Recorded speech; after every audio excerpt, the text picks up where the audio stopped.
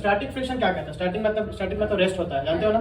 Static मतलब rest होता है। तो जब ऑब्जेक्ट रेस्ट पे आता है तब जो फ्रिक्शन लग रहा है, बात सही है। अगर फ्रिक्शन इस पे नहीं होता तो ये क्या होता है? इस पे भी ऐसे नॉर्मल स्लाइड करता है, जैसे मान लेते फ्रिक्शन हल्का सा उठा देते हैं, हल्का सा उठाया तो इस पे फ्रिक्शन नहीं, तो इतना से ही चला, जैसे बॉल अगर ले, छोटा सा बॉल अभी हम यहाँ रख देते हैं, तो मान लो मूव नहीं करता, थोड़ा सा मूव करके लाएंगे तो चल जाएगा, क्योंकि उसमें फ्रिक्शनल फोर्स काफी कम होता है।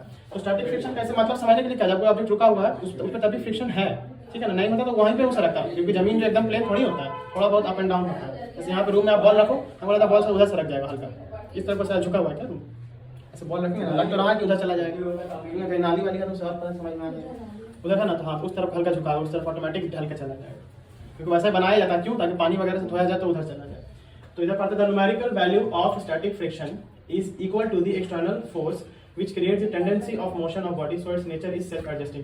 और मतलब कहने का मतलब स्टैटिक फ्रिक्शन जो बोल रहा है, जो फोर्स होता है इन सिंपल वर्ड्स, वो सेल्फ एडजस्टिंग होता है। क्या होता है? Self adjusting. और इसका न्यूमेरिकल वैल्यू कितना होता है? जितना फोर्स लगाते हैं। इसको एग्जांपल समझते हैं, जैसे इसका हम लिमिटिंग फ्रिक्शन अगर जानते हैं, ठीक है, क्या जानते हैं? Limiting friction. मान लो इस पे हम 10 न्यूटन का फोर्स अप्लाई करेंगे तभी मूव करेगा, तो अभी हम इस पे 1 न्यूटन का फोर्स लगाएं, कितना? 1। तो एफ एक्सटर्नल कितना हुआ? 1 न्यूटन। तो ये जो बुक रुका हुआ है, क्यों रुका हुआ? क्योंकि इसने जो अपोजिंग फोर्स, फ्रिक्शनल फोर्स लगाया वो भी कितना था? 1 न्यूटन। लेकिन अगर अभी हम 5 न्यूटन लगाएं और इसको मूव करने के लिए 10 चाहिए, तो फ्रिक्शनल फोर्स भी कितना लगाएगा? 5 लगाएगा, क्योंकि हमने कितना लगाया? 5। तो फ्रिक्शनल फोर्स भी कितना हो जाएगा? 5। अब हम 9 लगा दें तो वो भी चेंज हो जाएगा, कितना हो जाएगा? 9। तो ये लाइन यही कह रहा है, numerical value of static friction, मतलब जो स्टैटिक फ्रिक्शन जो बुक लगा रहा था, इसका जो न्यूमेरिकल वैल्यू यानी जो नंबर या मैग्नीट्यूड है, तो किसके इक्वल आएगा? हमेशा एक्सटर्नल फोर्स। हम 1 लगा रहे थे तो ये 1 हो जाता था, 9 लगाते थे ये 9 हो जाता था। अब हम 12 लगा देंगे तो ये 12 तो नहीं लगाएगा, लेकिन ये 10 लगाएगा, तो 12 न्यूटन माइनस 10 न्यूटन, फाइनल इस पे जो फोर्स लगेगा 2 न्यूटन। तो कुछ लॉजिक समझ में आया? यानी कि ये अपने मैक्सिमम सीमा तक जाएगा, लेकिन मैक्सिमम के बीच में रहेगा तो ये खुद को सेल्फ एडजस्ट कर लेगा। क्या कर लेगा? सेल्फ एडजस्ट कर लेगा। लास्ट टाइम रीड कर, numerical value of static friction is equal to the external force, यहां तक समझ गए?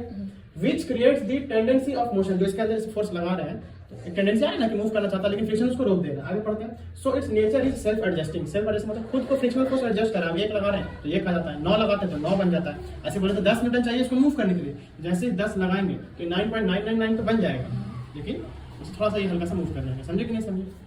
तो ये था इसका मतलब। स्टैटिक फ्रिक्शन क्लियर हो गया। अब लिखा maximum value of static friction is called limiting friction. क्या मतलब? ये बुक मैक्सिमम कितना अपोज करेगा हमको, इसको बोलते हैं maximum value of static friction is called, sorry maximum value of static friction, हां ठीक है, इज कॉल्ड लिमिटिंग फ्रिक्शन। मतलब ये मैक्सिमम कितना फ्रिक्शन लगाएगा, जो हम बोले ना कि 10 न्यूटन, वो हम निकालेंगे कैसे? अब जो बोले कि उसको निकाले कैसे, कितना लगाएंगे तो मूव करेगा, उसको निकालने का तरीका है F limiting equals to static friction, क्या?